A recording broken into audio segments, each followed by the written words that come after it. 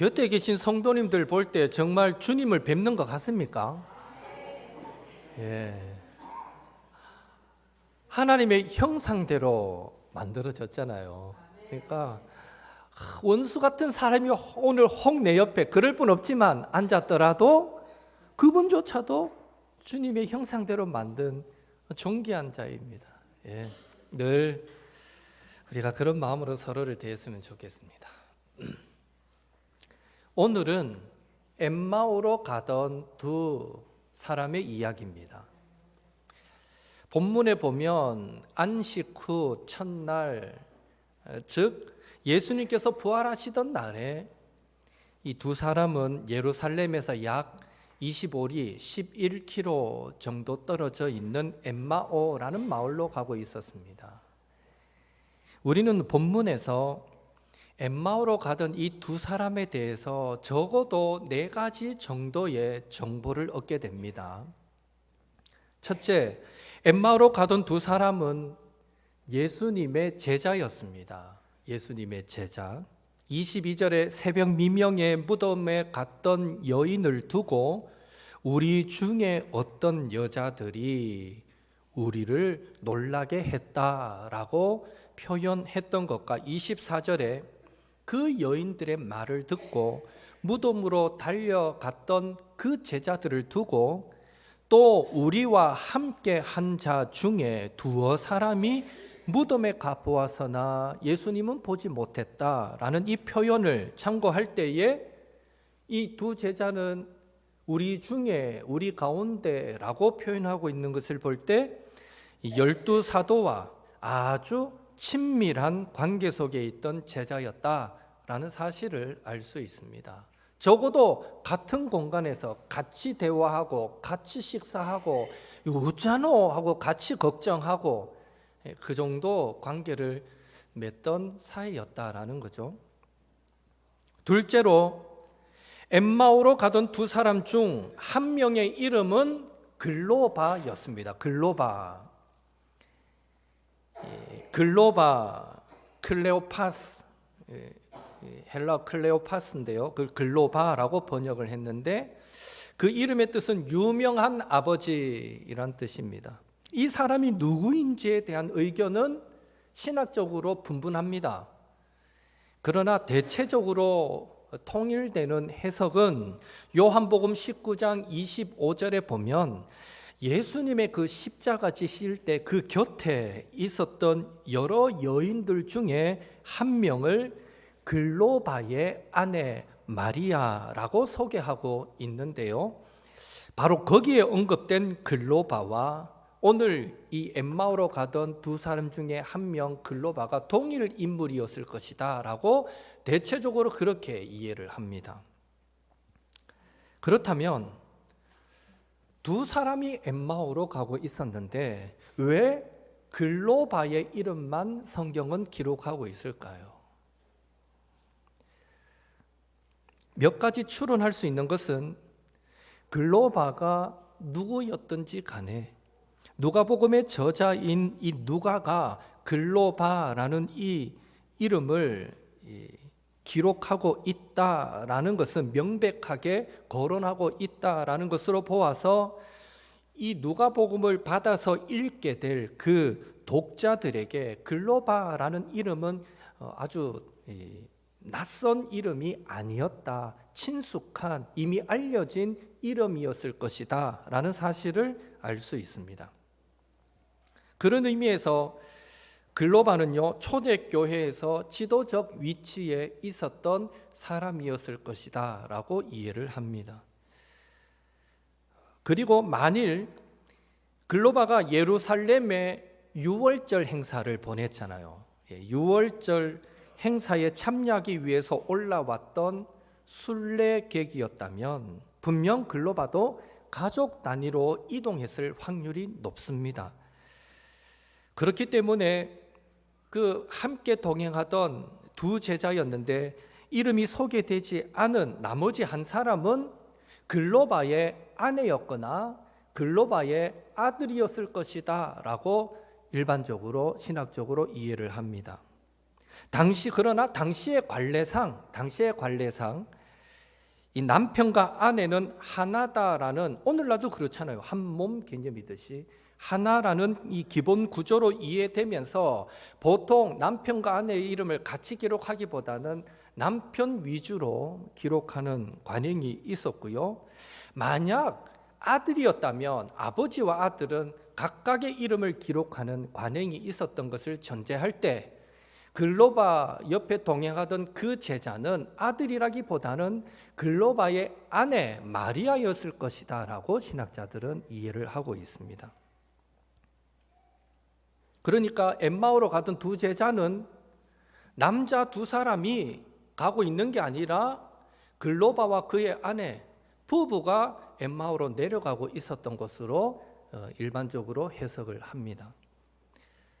셋째로, 엠마오로 가던 두 사람은 예수님이 로마 제국으로부터 정치적인 해방을 가져다 주고 이스라엘의 자유의 시대를 열어줄 것을 기대했습니다. 21절에 우리는 이 사람이 이스라엘을 속량할 자라고 바랐노라. 엠마오로 가던 두 제자들은 당시 여느 유대인들처럼 예수님을 정치적 해방을 가져다 줄 메시아, 로마로부터 이스라엘을 해방시킬 강력한 군대와 강력한 왕권을 행사할 메시아로 생각했던 것입니다. 그런데 평소에 그렇게 존경하고 따르던 예수님께서 십자가를 지시고 죽어 장사 지낸 지 사흘이 되었으니 얼마나 그 마음이 허탈했겠습니까? 얼마나 모든 희망이 사라진 것 같았겠습니까? 그러면서도 또 얼마나 슬펐겠습니까? 그래서 17절에 보면 두 사람이 슬픈 빛을 띠더라 라고 성경은 기록합니다. 소망이, 희망이 다 사라진 것 같은 낙심, 절망 가운데 빠져 있는 것이죠. 넷째로, 엠마오로 가던 두 사람은 12 사도들처럼 예수님이 살아나셨다, 예수님께서 부활하셨다라는 여인들의 말을 터무니없는 말로 여겼습니다.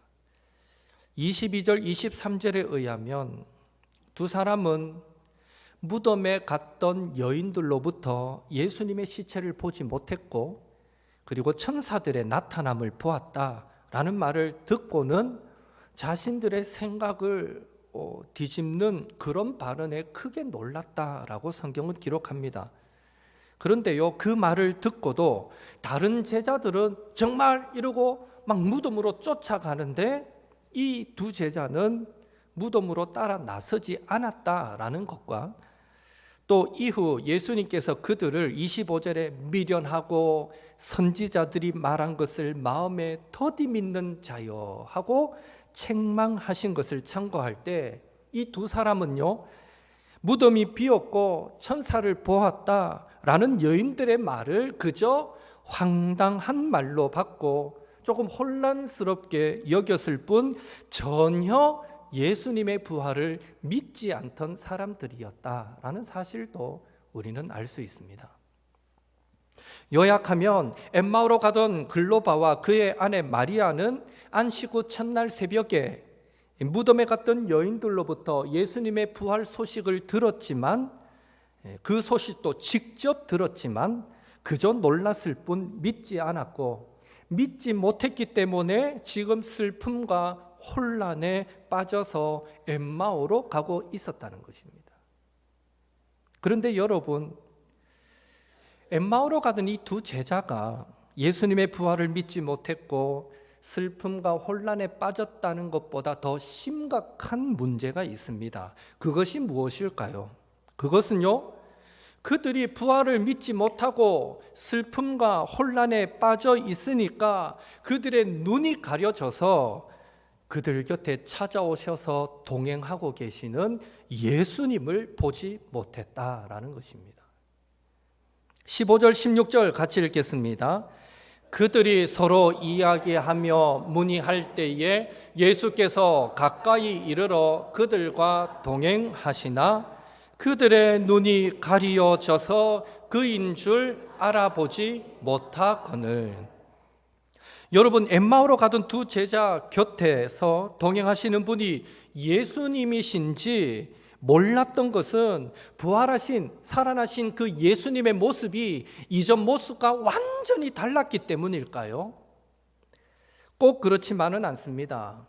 요한복음 20장 14절에서 16절에 보면 제자들과 함께 다시 무덤을 찾은 막달라 마리아가 제자들은 빈 무덤을 보고 돌아갔을 때 그 무덤에 혼자 남아서 엉엉 웁니다. 예수님하고 울었겠죠.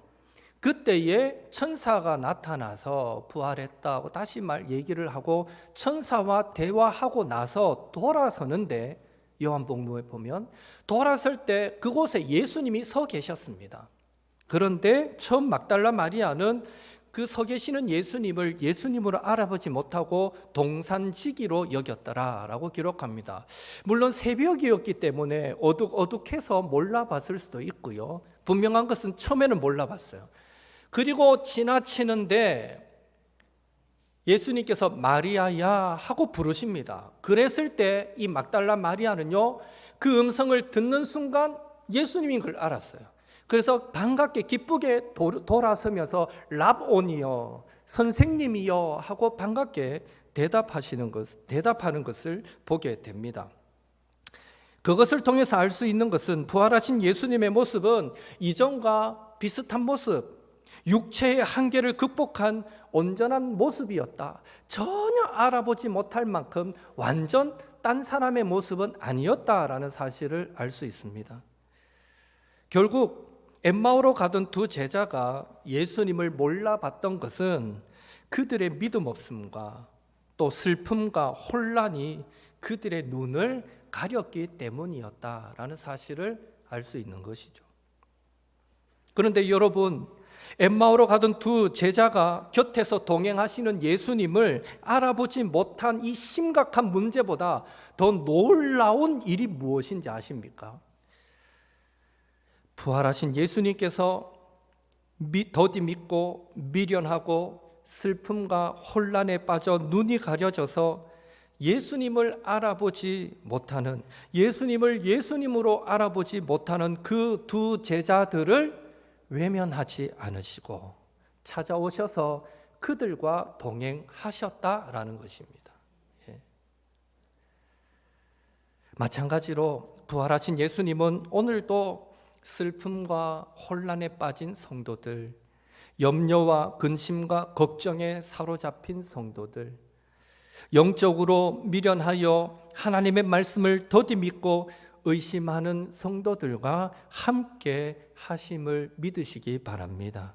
다시 말해, 우리는 사랑하는 이의 죽음, 암 진단, 자녀들의 반항, 친구들의 배신, 실직, 사업의 위기 등 엄청난 스트레스를 받거나 혹은 하나님께서 기뻐하시지 않는 죄를 지어서 그 하나님과의 관계가 깨어짐으로 우리 곁에 예수님이 우리와 동행하시는 것을 혹 우리는 보지 못할 수가 있습니다. 느끼지 못할 수가 있습니다. 그러나 기억할 것은 우리가 어떤 순간에 놓여 있든지 간에 부활하신 예수님은 마치 엠마오로 가던 두 제자가 깨닫지도 못하는 그때에도 곁에서 동행해 주셨듯이 오늘 저와 여러분과도 늘 동행해 주신다는 것입니다. 왜요? 예수님은 승천하시기 전에 지상 명령을 주실 때 내가 세상 끝날까지 너희와 항상 함께 있으리라 약속하셨기 때문입니다. 우리는 흔들리는 갈대처럼 예수님을 향한 믿음이 수시로 흔들릴지라도 예수님은 어떤 상황에서도 그 약속을 기억하셔서 저와 여러분을 떠나거나 포기하시지 않으시는 것입니다. 우리가 염려, 근심, 걱정에 빠져서 내 곁에 나와 동행하시는 예수님을 보지 못할 뿐이지 여전히 예수님은 우리와 함께 하신다는 것입니다. 지금 여러분 곁에 앉아 계시는 예수님이 보이십니까? 옆에 한번 보세요. 예수님 계시는지. 믿음의 눈을 여십시오. 그리고 지금도 여러분과 동행하시는 그 예수님을 바라보십시오. 그리고 찬송하십시오. 나 어느 곳에 있든지 늘 마음이 편하다. 주 예수 주신 평안함 늘 충만하도다. 나의 마음속이 늘 평안해. 나의 마음속이 늘 평안해. 악한 죄 파도가 많으나 나의 마음 평안해. 아멘. 예수님의 동행하심을 확신할 때 얻게 되는 이 평안. 우리는 내가 잘해야만 예수님이 나와 함께 하시고 상 주시고 그렇게 기대하시는데, 물론 잘하면 더 이뻐하시겠죠. 더 기뻐하시겠죠. 그러나 내가 세상 끝날까지 너희와 항상 함께 하시리라 약속하신 예수님은 때로는 내가 지치고 때로는 내가 마음이 상하고 또 무너져 있는 그 순간에도요, 내가 힘들어서 내 곁에 있는 주님을 못 볼 뿐이지 그 주님은 늘 우리 곁에서 우리와 함께 하십니다. 그리고 성령을 통해서 부단히 말씀하십니다. 내가 너와 함께 한다. 내가 너를 돕겠다. 예수님의 동행하심을 확신할 때 얻게 되는 이 평안이 죄로 물든 세상, 염려, 근심, 걱정 가득한 세상을 사랑하는 모든 곳에서 저와 여러분의 심령에 그 평안이 가득하게 되기를 예수님의 이름으로 축원합니다. 그렇다면 이 엠마오로 가던 두 제자가 언제 자기들 곁에 동행하시는 분이 예수님이시구나라는 사실을 알게 되었습니까? 26절, 27절 같이 읽겠습니다. 그리스도가 이런 고난을 받고 영광에 들어가야 할 것이 아니냐 하시고, 이에 모세와 모든 선지자의 글로 시작하여 모든 성경에 쓴 바 자기에 관한 것을 자세히 설명하시니라. 예수님은 엠마오로 가던 그 두 제자에게 미련하고 선지자들이 말한 것을 더디 믿는 자들이여 하고 책망하신 후에 예수님이 고난받고 영광 받으셔야 할 것을 모세와 모든 선지자들의 글로 시작해서 성경에 자기에 관해서 기록된 예언된 것을 자세하게 풀어 설명해 주셨습니다. 우리는 이런 사실을 두고요, 예수님이 최초로 구원론을 강의하셨던 조직 신학자였다라고 말할 수 있습니다. 구약이 오실 메시아, 오실 구원자에 대해서 예언하고 있고, 그 예언이 예수님을 통해서 어떻게 성취되었는가, 그것에 대해서 엠마오로 가던 두 제자는요, 예수님의 직강을 들은 거예요. 성경책의 저자 특강을 이 두 제자가 예수님으로부터 받았던 거예요. 예수님이 가르치셨으니 얼마나 잘 가르쳤을까요? 예수님이 가르치면 아마 그 가르침은 오늘날로 치면 서울대도 보내고 남을 정도의 탁월한 가르침이 아니었을까. 아마 그 가르침을 들은 엠마오로 가던 두 제자는요, 눈이 번쩍 뜨이는 그런 놀라운 은혜를 체험했을 것입니다.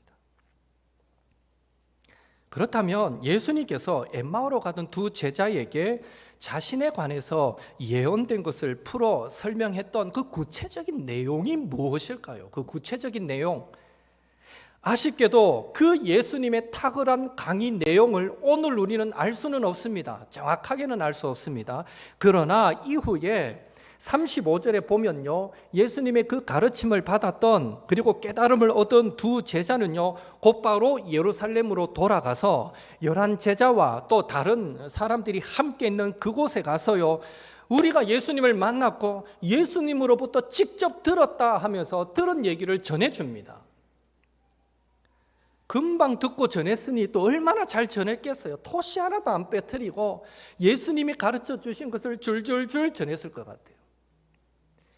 나는 기억력이 좀 부족해서 나는 예수님이 내한테 가르쳐줘도 잘 못 가르칠 것 같은데 걱정하지 마십시오. 예수님이 가르쳐 주시면요, 머리에 팍 새겨져 가지고 잊을래도 안 잊어지고 그대로 전하지 않았을까. 그래야 또 구원의 역사가 이어져 가니까요. 예수님이 이유 없이 가르치지는 않았을 것이거든요. 그리고 그 말씀을 들은 제자들이 이제 사도행전에 보면 오순절 성령 강림 사건이 있은 이후에 많은 사람들 앞에서 곳곳에서 설교하지 않습니까? 복음을 전하거든요. 근데 그 설교를 할 때 그 전파했던 말씀을 통해서 예수님께서 자신에 대해 그 예언을 풀어 설명한 것이 이런 내용이었겠구나라고 우리는 추정할 수 있다는 거죠. 왜냐하면 베드로는 흔히 하는 말로 어부였어요. 오늘날로 치면 공부를 못한 사람이에요. 어릴 때부터 기술을 배운 사람이에요. 글을 제대로 배운 사람이 아니거든요. 그런데 그런 베드로가 설교하는 내용을 들어보면 웬만한 학자, 공부한 사람들보다도 더 구약의 말씀을 갖고 와서 인용하며 설교하고 있어요. 그것을 보면 예수님께서 엠마오로 가던 두 제자에게 풀어 설명한 내용을 전에 들은 이 제자들이 오순절 성령 강림 사건 이후에 그들이 말씀을 전할 때 그것을 그대로 적용해서 전했구나라는 사실을 우리는 알 수 있는 거죠. 그런 의미에서 첫째, 사도행전 4장 11절에 보면 베드로가 시편을 인용해서 이 예수는 너희 건축자들의 버린 돌로서 집 모퉁이의 머릿돌이 되었느니라 라고 말하는 것을 보게 되는데, 이것을 볼 때에 예수님은 시편 118편 22절 말씀을 가지고 자신이 비록 사람들에게 버림받아 죽임을 당하게 되겠지만 그것이 구원의 초석을 다지는 길이 될 것이다 라는 것으로서 자신의 구원자로서의 정체성을 엠마오로 가던 두 제자에게 설명하셨다라는 것을 알 수 있습니다. 둘째로 사도행전 8장 30절에서 35절에 보면 에티오피아 갈리에게 가서 빌립이 그가 읽고 있는 이사야 말씀이 어떻게 예수님을 가리키고 있는지를 설명해 준 것을 보게 되는데, 그것을 통해서 예수님은 분명 엠마오로 가는 두 제자에게도 이사야 52장, 53장 말씀을 가지고 자신이 바로 고난받는 메시아로 종으로 이 땅에 온 사람이다라는 것을 풀어 설명해 주셨을 것입니다. 셋째로 사도행전 2장 25절에서 31절에 보면 베드로가 또 시편을 인용해서 조상 다윗 왕이 메시아의 부활에 대해서 언급했다라고 설교하는 내용을 보게 되는데요. 그것을 통해서 예수님은 시편 16편 10절 말씀을 가지고 자신의 부활도 엠마오로 가던 두 제자에게 설명해 주셨을 것입니다. 그리고 또 사도행전 2장 34절 35절에 보면 베드로가 시편을 인용해서 하늘로 올라가시는 예수님의 승천을 언급한 것을 볼 때에 예수님은 엠마오로 가던 두 제자에게 시편 110편 1절 말씀을 인용하여 자신의 승천하심을 또한 풀어서 설명해 주셨을 것입니다. 그 외에도 예수님은 구약 성경을 가지고 무엇이 예수님을 직접적으로 가리키고 있는지, 무엇이 예수님에 관한 기대와 징조를 나타내는지, 또 예수님의 구원의 복음이 우리의 삶에 구체적으로 어떻게 적용되는지에 대해서 예수님은 가르쳐 주셨던 것입니다. 이렇게 예수님께서 구약 성경을 가지고 자신이 어떻게 예언되어 있었는가를 자세하게 풀어주실 때 어떤 일이 일어났습니까? 31절에 보니까 그들의 눈이 밝아져 그인 줄 알아보더니, 32절 같이 읽겠습니다.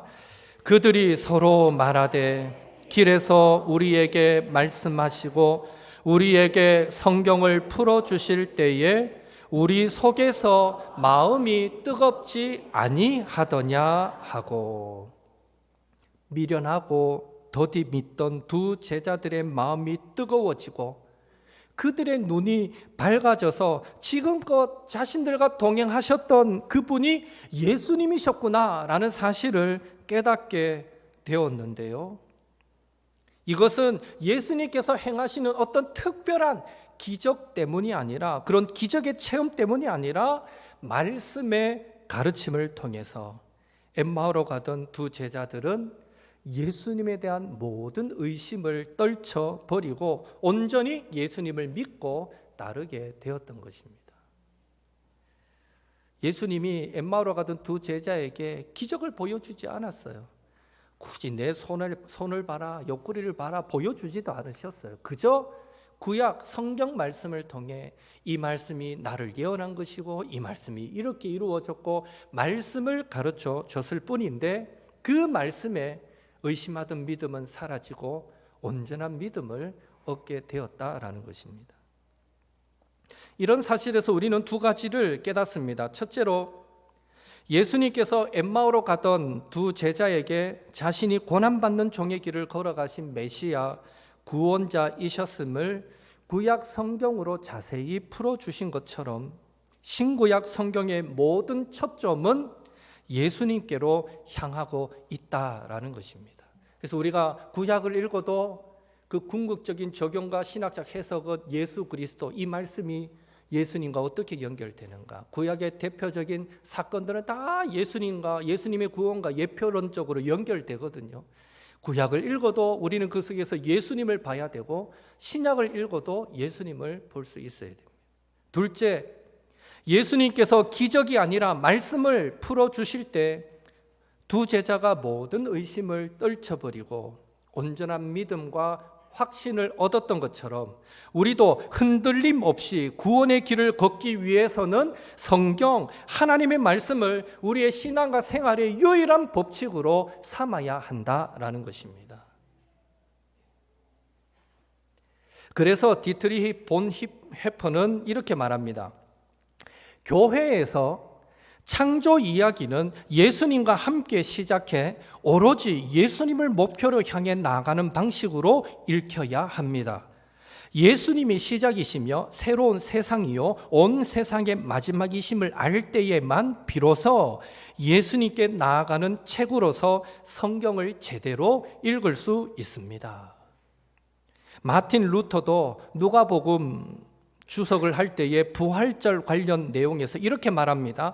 우리의 마음이 밝게 빛나기 위해, 하나님을 올바로 보는 것을 배우기 위해서 우리는 예수님을 전해야만 합니다. 그 외에 다른 것은 없습니다. 예수님을 통해서만 하나님을 알 수 있다는 거죠. 미국 남침내교 아드리안 로저스라는 목사님도 그의 책 아드리아니즘에서 그분이 평생 목회하고 자기가 평생 수집한 좋은 명언들, 좋은 말씀들 수집한 것을 책으로 묶었거든요. 그 제목이 아드리아니즘인데, 그 책에서 이런 말을 합니다. 성경을 어디든 잘라보면 피가 흐를 것입니다. 예수님의 피로 모든 페이지가 얼룩져 있습니다. 바라기는 성경의 모든 페이지가 예수님의 이야기이고 예수님의 피로 얼룩져 있음을 기억하시고, 그래서 우리는 늘 하나님의 말씀을 가까이 하시고 그 말씀 속에서 예수님을 보고 그 예수님과 동행하시는 우리 옥토의 성도님들 되시기를 예수님의 이름으로 축원합니다.